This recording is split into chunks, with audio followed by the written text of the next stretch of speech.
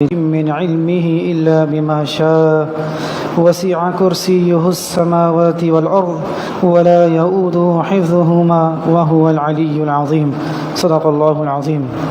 درود شریف پڑھ لیجیے.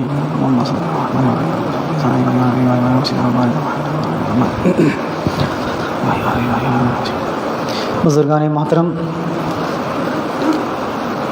اللہ رب العزت کی جو ذات ہے یہ کامل ہے اور انسان ہر اعتبار سے ناقص ہے. تو انسان کو جو اللہ رب العزت نے بنایا ہے یہ حقیقت میں ضدین کا مجموعہ ہے. مطلب یہ ہے کہ اللہ تبارک و تعالی نے اس کے اعضاء کے اندر جو صفات رکھی ہے، ہر عضو کی الگ صفت ہے اور ہر عضو کی اپنی انفرادیت ہے، خصوصیت اللہ نے رکھی ہے.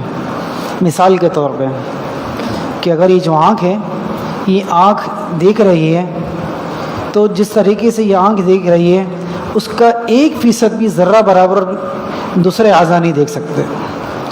اللہ نے اسے زبان دی ہے، یہ اس زبان کے ذریعے سے جس طریقے سے بات کرتا ہے، بولتا ہے، دوسرے اعضاء وہ نہیں کر سکتے. بعینی ہی ہر عضو ایک دوسرے کا ضد ہے. تو اللہ تبارک و تعالی نے اس کو جو یہ اعضاء عطا فرمائے، گویا کہ یہ ضدین کا مجموعہ بنائے اور اس مجموعے کا نام انسان ہے. لیکن اللہ کی شان ظاہری اعتبار سے انسان کے جو اعضاء ہے یہ ایک دوسرے کی ضد ہے، لیکن اس کے باوجود ان اعضاء کے ذریعے سے، ان اعضاء سے نکلنے والے اعمال جب یہ اللہ کو راضی کرنے کے لیے ہوتے ہیں، نبی علیہ الصلاۃ والسلام کے طریقے کے مطابق ہوتے ہیں، تو یہی اعضاء دنیا کے بہترین، دنیا کے کامیاب ترین انسان کو اللہ تک پہنچا دیتے ہیں اور اسے کامیاب بنا دیتے ہیں. گویا کہ ایسا شخص جو اعمال کرتا ہے اپنے ہر عضو سے اللہ کو راضی کرنے کے لیے، وَإِن تَحَرَّكَ بِاللَّهِ، گویا کہ جب اس کا کوئی عضو حرکت کرتا ہے تو اللہ کو راضی کرنے کے لیے، تو یہ عضو بظاہر تو ایک دوسرے کے ضد ہے جن کا آپس میں بظاہر جوڑ بھی نظر نہیں آ رہا، لیکن یہی عضو جب اللہ کی اطاعت کرتے ہیں تو اس انسان کو کامیاب بنا دیتے ہیں. کیوں؟ اللہ رب العزت نے انسان کی زندگی کے اندر کامیابی جو رکھی ہے وہ اعمال کے ساتھ جوڑی ہے. ابھی جو میں نے آپ حضرات کے سامنے ایک آیت پڑھی، صرف ایک آیت جسے سب پہچانتے ہیں، اسے کہتے ہیں آیت الکرسی. حدیث میں آتا ہے اللہ کے رسول صلی اللہ علیہ وسلم نے فرمایا کہ جو شخص نماز کے بعد اس آیت کو پڑھ لے گا تو اس پڑھنے والے شخص اور جنت کے درمیان صرف موت ہی حائل ہوگی. یعنی مطلب یہ ہے کہ جس نے نماز کے بعد اس آیت کو پڑھ لیا تو اگر اس کو موت آ گئی اللہ اسے جنت میں داخل فرما دے گا اس ایک آیت کی برکت سے. حضرت علی رضی اللہ تعالیٰ عنہ فرماتے ہیں کہ اللہ کے نبی علیہ الصلاۃ والسلام مسجد نبوی کے ممبر پر چڑھ رہے تھے، تشریف فرما رہے تھے. آپ صلی اللہ علیہ وسلم نے فرمایا کہ جو شخص رات کے وقت میں اس آیت کو پڑھتا ہے، اللہ تبارک و تعالیٰ اس کے پڑھنے والے کی، اس کے پڑوسی کی اور اس کے آس پاس کے تمام گھروں کی حفاظت فرما دیتے ہیں.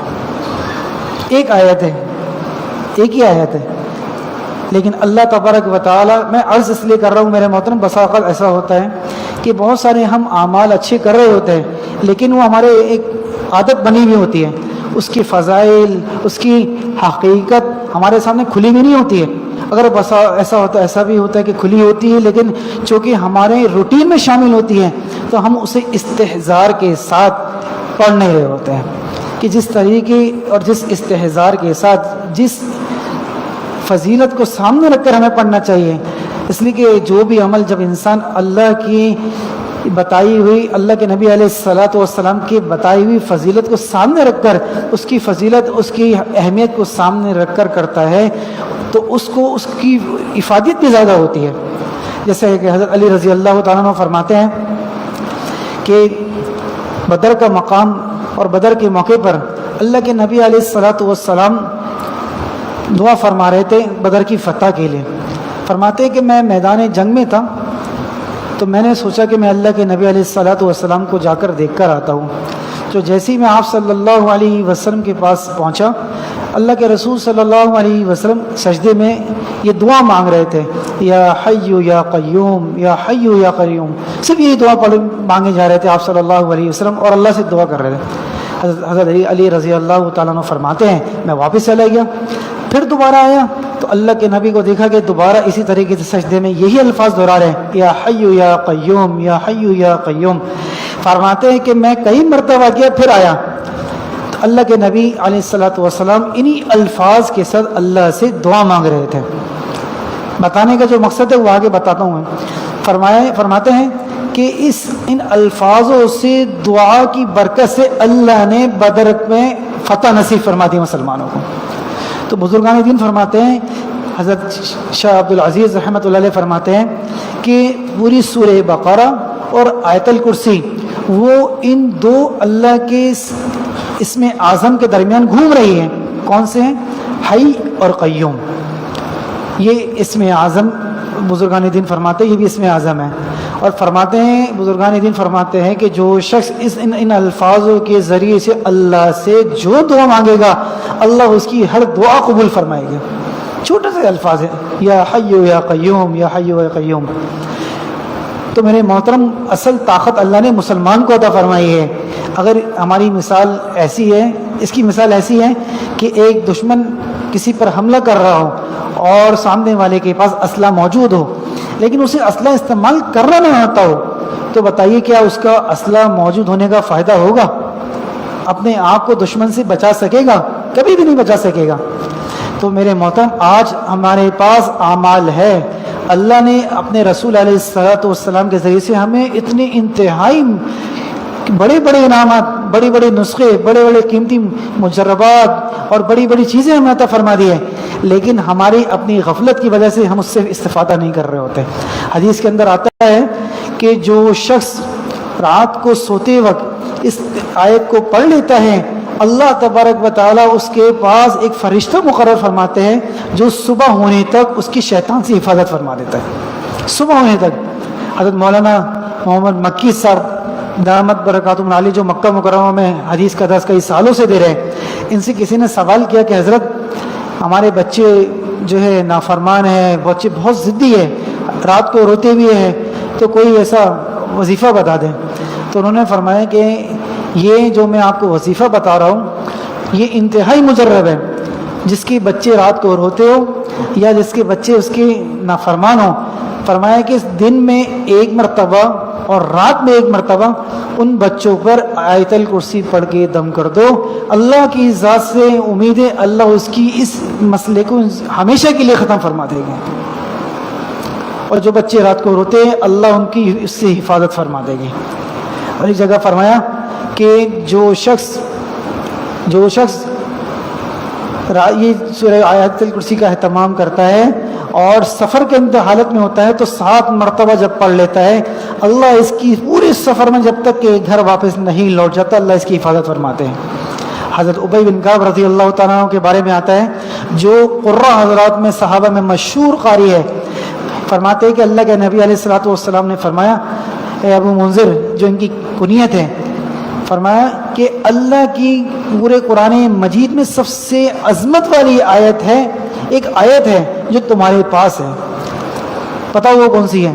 ابی بن کعب رضی اللہ تعالیٰ عنہ فرماتے ہیں میں خاموش رہا، اللہ و رسول اعلم. پھر اللہ کے رسول نے دوبارہ پوچھا کہ بتاؤ اے ابی بن کعب کون سی آیت ہے؟ فرمانے لگے میں نے یہ آیت پڑھی الف لام میم اللہ لا الہ الا هو الحی القیوم، یعنی جس میں حی اور قیوم دونوں اللہ کے نام آ رہے ہیں.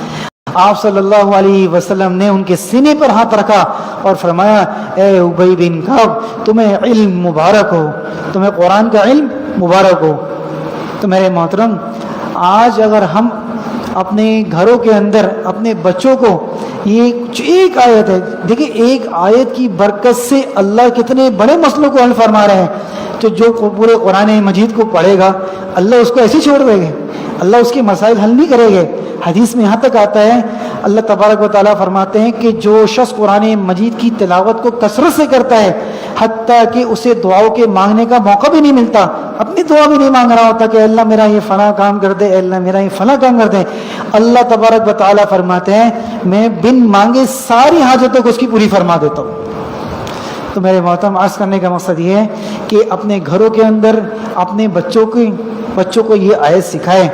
آج کے دور کے اندر فطروں سے، مسائل سے، شیاطین سے، جنات سے، جادو سے، سحر سے، نظر سے، ان ساری چیزوں سے حفاظت کا یہ واحد ذریعہ ہے۔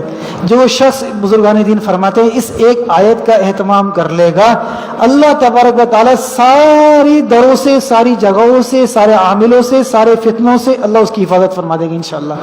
آپ حضرات سے درخواست ہے کہ اس آیت کا اہتمام کریں اور اپنے معصوم بچوں کو یہ آیت یاد کروائیں تاکہ اللہ تبارک و تعالیٰ اس فتن دور کے اندر ہم سب کو فتنوں سے ہماری حفاظت فرما سکے۔ اللہ تعالیٰ ہمیں عمل کرنے کی توفیق نصیب فرمائے۔ وآخر دعوانا